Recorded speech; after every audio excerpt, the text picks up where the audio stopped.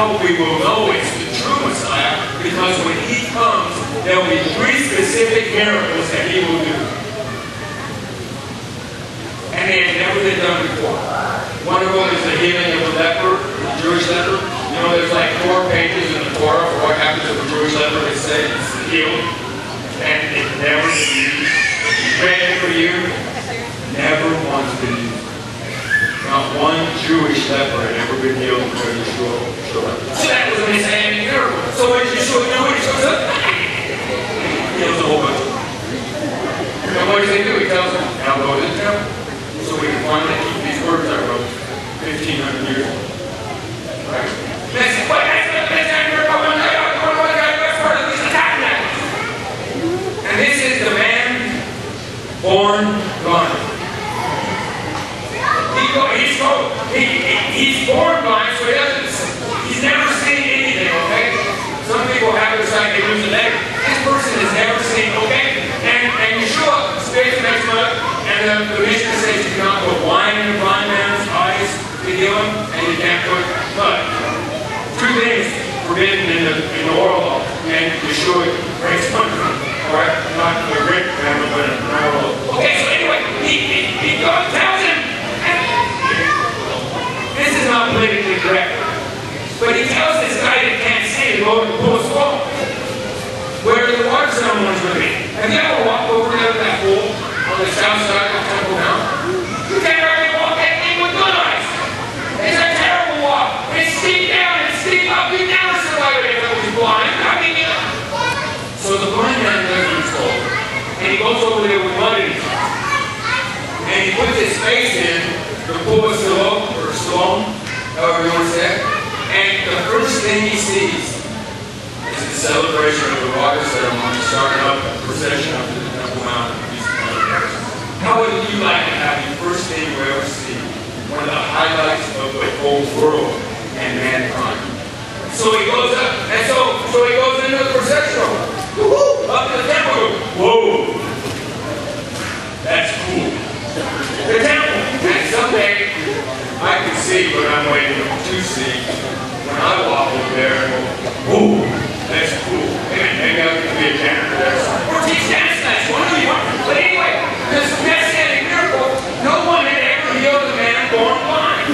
People that were blind got healed, but it never happened to a man born blind. So the rabbi said, the Messiah, when he comes, he'll heal a man born blind. And so he never done that before.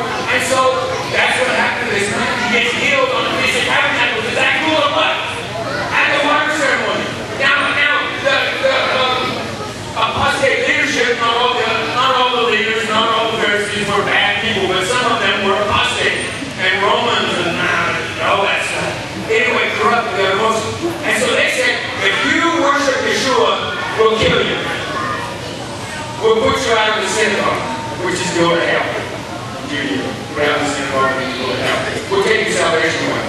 And so this blind man is told then that if you worship Yeshua, we're going to send you to hell. Now, how would you like to get your side back and told that if you worship the God that heals you, that you go to hell? So what does this guy do? Yeshua finds him later, and he says, do you want to know who healed you? Yes, but I don't know who it was. I was still blind. And it's you who I'm talking to. It's me, right? And so the man worshipped. Even though he was told that he would go to hell, he worshipped the Messiah. He was born blind. Remember then the Pharisees came and they had to ask Yeshua and the disciples and his parents, is God blind? They go, was he blind? No, that's not that. We know he could see, that's obvious. He walked up in the water ceremony. What did they ask him specifically? Was he born blind? Because then they had it. If he was born blind, they have to declare him to be the Messiah. It's their rules. They made them. So Yeshua walks in and does their rules to prove he's the Messiah. And they said, God. Okay, so anyway, there's a messianic miracle. We'll talk about that some other time later. Okay, calm down. We got to dance more. Alright. But the millennium's coming, and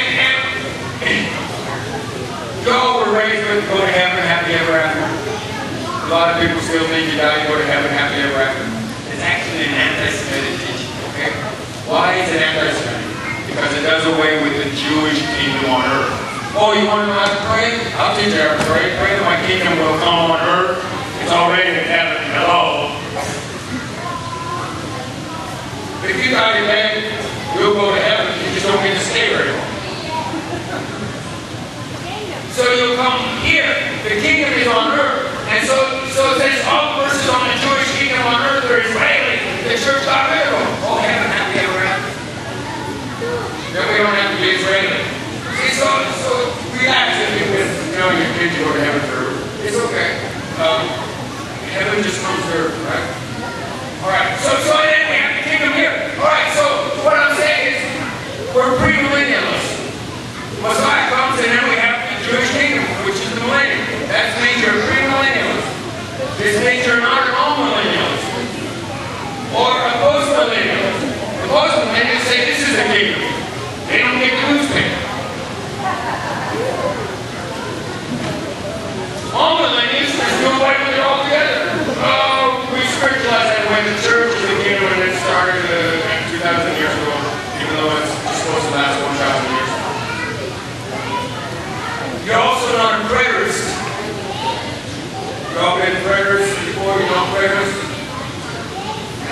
They just say that it was all fulfilled in the first century, and so none of it matters now. What do these all have in common? All of them do away with the Jew thing. All of them get rid of Israel. And so these are the theologies that are in the church today. All millennialists, I talked about the other day, in my store, you know, Jerusalem will go over here, you go buy all your monthly things over there. They're always, next kids always come from Jerusalem, you know that? And they're right over here, it's closer, they climb over there. Okay? But I'm in the store, and this pastor says, I'm all millennialist. I don't believe in the millennium. I go, how do you get rid of all those verses?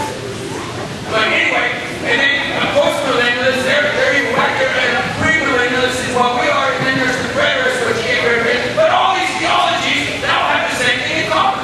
They want to not follow the Bible, they want to get rid of Israel instead. And so I just want to thank you for not being weird like that, and believing in the Bible. Right? They say, well, the church is Israel now. Well, when was the church dispersed into the nations for sin and then promised to come back to their own land in the last days? How does the church do that? And even, well, if you want to be one of those pre-48, I'll give you a little space, but in 48, when the miracle happens, now you want to be a replacement? I mean, come on, you might have brain gear. Okay, all right, so that's not the message. The message is the millennium's coming, and so you all be happy. And the other thing about the millennium is this: you will be judged before the millennium. Not for justification, not for your salvation, but for what? For your reward system.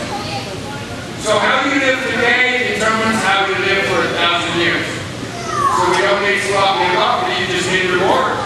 Think reward. It's the millennium. Right? So how you live today is going to really be important to you very soon. You don't need to sin because for 1,000 years you'll be bent over in heaven, or over in Jerusalem, asking somebody to kick you for being so stupid. How is that 1,000 years bent over asking somebody to kick you for being stupid? No, don't sin. The reward is coming. The reward is coming. Really soon. The reward. I know the church doesn't teach reward. I don't know what it's saying. You know. All right, so anyway, that's not my message either. What was my message? Oh, we got it.